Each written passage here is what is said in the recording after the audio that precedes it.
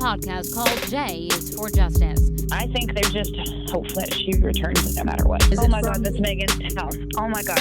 Oh my God. And then... Wait a second, you guys. We have breaking news. All of a sudden in the chat, there was breaking news that there was a raid going on in Houston, Texas. It may be connected to a high-profile case. That's her best friend. She would not be there. Kelsey Berreth was last seen on Thanksgiving Day, 2018. She was last spotted at a Safeway supermarket in Woodland Park, Colorado. Since Kelsey's disappearance, her fiancé, Patrick Frazee, has been charged with her murder and 3 counts of solicitation and murder. His girlfriend, Crystal Lee Kenny, has also been charged with tampering of evidence. Tonight, I sit down with Kelsey's friend from childhood, Nicole, and she tells me what she wants the world to know about her friend, Kelsey. Well, welcome to J is for Justice. I have a very special guest today with me. Her name is Nicole, and she is a childhood friend of Kelsey Berreth. And she was so kind to join me in, kind of filling us in on the person that Kelsey is. And, she's known her for how many years, Nicole? About 20 years. 20 years. That's a long time. Mm-hmm. So do you want to kind of just get into telling us how you met Kelsey and your relationship? Sure. Yeah. We both grew up in the Moses Lake area, Moses Lake, Washington. I guess this is national, so I should talk about location. And her family started attending the Seventh-day Adventist church that I also attended in Moses Lake when I was 12 and Kelsey was 9. So that puts us back about 20 years. And it's a very small town, if you know the area, central Washington, and very small church. And within that church, a very small church school. So we both attended the church school through grade school on up. So I spent a lot of time with her and her family. They were like a second family to me. I didn't really do sleepovers a whole lot, but I would do sleepovers at the Berreth home because you felt comfortable there. I had friends like that too. Mm-hmm. Yeah, her older brother was in my grade, so our 9th grade year, just for example, there was 3 people in our class. So we How were many? Three. 3. Yeah, so very, very small school. I think on average we would have anywhere from 25 to 35 students in 9 grades. So it was a very, very So it's safe to say everybody knew everybody. Exactly. Wow. And not only school, but also, church, like I mentioned, but then we also had the Pathfinder Club, which is kind of like Boy Scouts and Girl Scouts, where we would get together every week and we'd go camping on the weekends and earn honors and badges and do fundraising and community events. So we literally, our lives were intertwined very, very closely from. Yeah, it sounds like it. It sounds like it. Mm-hmm. So did you guys continue through after high school, continuing to talk, or did you kind of lose touch for a little bit and start talking again? It was a little bit on and off. After I went to high school, I actually went to a boarding academy, so it wasn't too far from Moses Lake, but that took me out of the area more often than not. So from the time that I started attending high school until I moved back to Moses Lake, I ended up getting married in 2008 and then moved back to Moses Lake. And she was still living there at the time. We were able to reconnect. And so from then we reconnected, but then I moved up to the Spokane area and we would see each other about once or twice a year. When I got pregnant, she came to my baby shower with her mom and made me a super cute little cocoon thing that the baby would go inside and just keep most. So I've got pictures of both of my girls in that cocoon. It's just that's nice. I'm cherishing those memories for I sure. I bet. But in the recent years, I would see her about, like I said, once or twice a year. Her parents moved to North Idaho probably about 3 or 4 years, probably about 3 years ago. I can't remember for sure. Mm-hmm.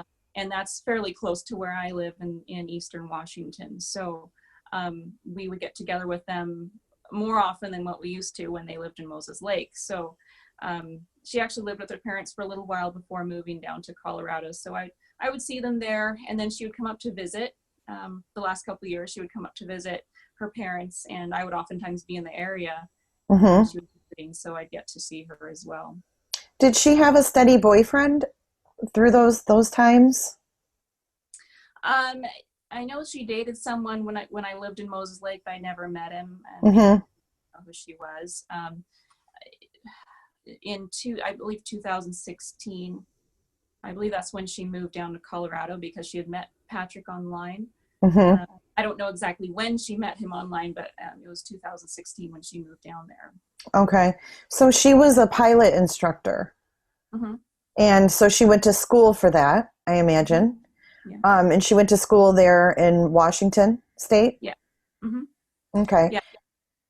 In Moses Lake, they have a community college called Big Bend, and she earned her certification there as well as instructing there. She began instructing there at Big Bend, I believe. So she found the job and it kind of went along with her move to Colorado, you think? Or you don't know, like, what came first, the chicken or the egg? Was it Patrick? Was it made her search a job over in that area?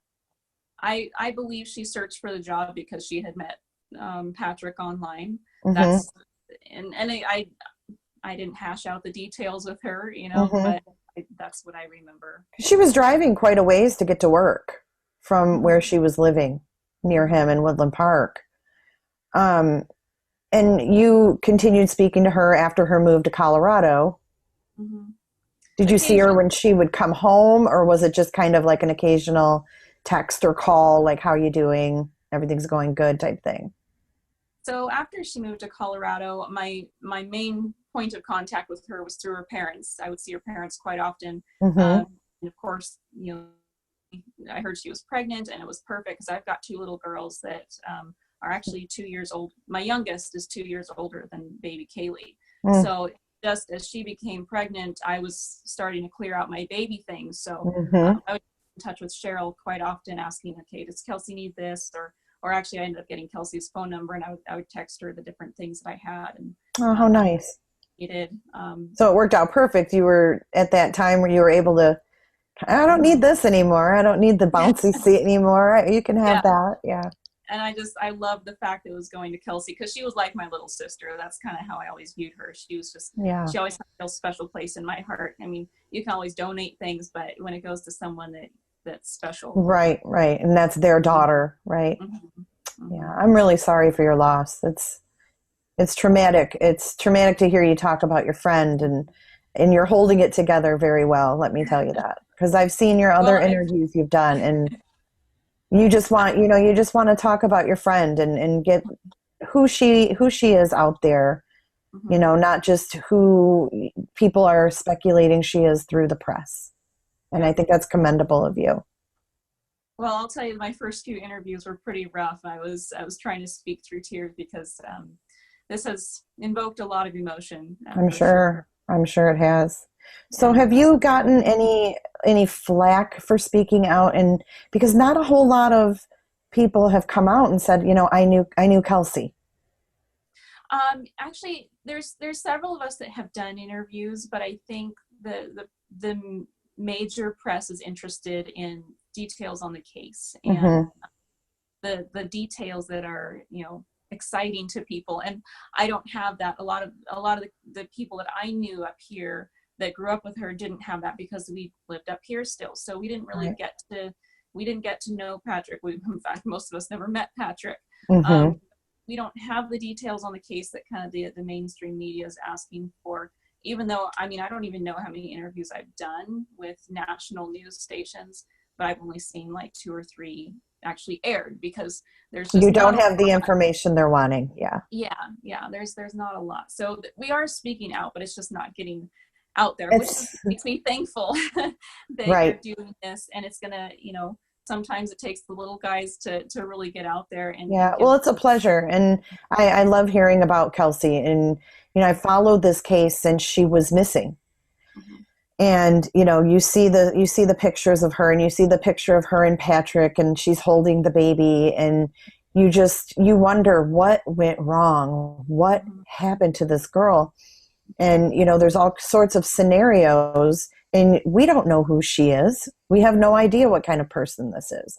So when Patrick starts talking about all of these rumors about Kelsey, see, I'm telling you, all these K's screw me up. But when he talks about Kelsey and says all of these things, that she is mentally ill, that she checked into a facility because she was suicidal, that she put a gun to her head, all of these things paint a picture of a person. Mm-hmm. And it's not really fair to only get his side of who Kelsey is.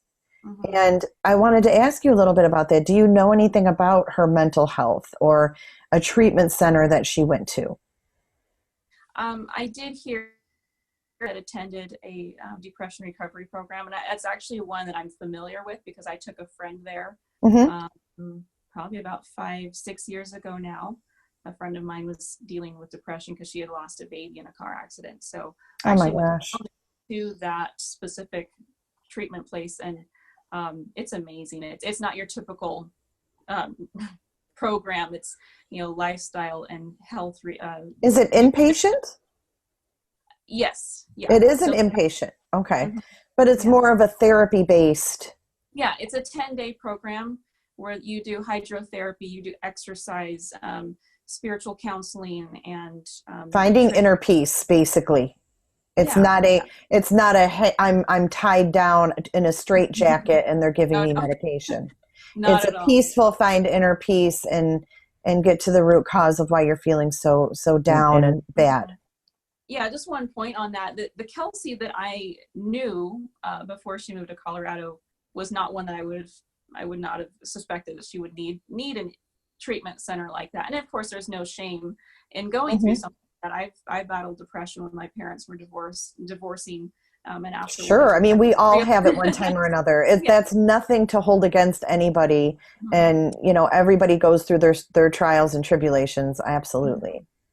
So I can imagine if, the reasons that she may have wanted to go, obviously there was some issues in the relationship we can see now. I didn't realize anything until after the fact, unfortunately. Right. So did she, from what did she have any friends there in Woodland Park or in Pueblo where she worked? We haven't really heard of any friends over in Colorado that have come out. I don't know any of the people down there, but I have heard that she had friends, friends from work and people that they associated with through rodeo events. Mm-hmm. That was another thing that Patrick had brought up, was that she wouldn't come home after work and she was out to dinner with friends from work. Mm-hmm. And it sounds like if that was true, he didn't like that. He didn't like her being out having fun with friends without him. Mm-hmm. I mean, that's kind of what I get from it. So you never heard anything from her? I mean, when was the last time you guys spoke? In July of this last year, she was visiting her family, and I was actually, my husband and I stayed at her parents' house at the same time that she was there. And we were able to spend the evening together. So, and that's the first time I saw baby Kaylee, which was just amazing. I was just going to ask you that, if you got to meet the baby. Yeah. Yes. Oh, and I just tell you, she's the most precious little thing. She looks just like her mom from the pictures I've seen. She's adorable. She really does. And just this, the same bright, happy personality that Kelsey. I'm glad that her parents have Kaylee to, kind of help them get through this. So I can't imagine what they're going through. Mm-hmm. I can't even imagine. And they're being drugged through, a custody hearing after custody hearing. And it's just, I can't imagine after losing your daughter in that way, especially after all of the details that came out in the preliminary hearing. It's absolutely disgusting. And I have no words for it. I have no words for that level of evil. I really don't. Yeah, I know what you mean. I don't know if how you heard all of the details. I was following Twitter from a reporter that was actually in the courtroom, And when the tweets kept coming through, it just got worse and worse and worse as it just kept coming through. And it was nothing that I could have ever imagined that this poor girl went through. Okay, so let's move on to their engagement. Mm-hmm. So we've heard conflicting stories that they were engaged. We've heard that they weren't engaged, that he was with Crystal. Can you settle any of the rumors behind that? Were they actually engaged? Yes, they were engaged, and to her family's knowledge, to all of our knowledge, that engagement was never called off. So there's been some conflicting things, but now that we can see in the court records, it was what Patrick told Cheryl when she was checking in to see why she hadn't heard from Kelsey. That's when he told her, well, we broke up and she needed some time. So to our knowledge, they were still together and things were fine. And from what it sounds like, during the prelim, it came out that even at the middle of the night before the murder, she was out at Walmart getting him medication because he wasn't feeling good. Okay, I didn't know anything about that. Yeah, I guess he supposedly has an ulcer or something to that effect, and his stomach was hurting him, and she went to Walmart at like 3 a.m. and got him medicine and took it to him. Oh, wow. And I heard that, and I was just like, okay, this was not a couple that she thought was broken up. Yeah. You're not going to do that for somebody you're not currently, still in a relationship with. Yeah, if there was any issues, if that was me in that position and we'd had issues, I'd say, go get your own medicine. Well, exactly, especially in the middle of the night. I mean, it just doesn't make any sense. And then we also had it's kind of a weird story, but a friend of mine that lives in Colorado,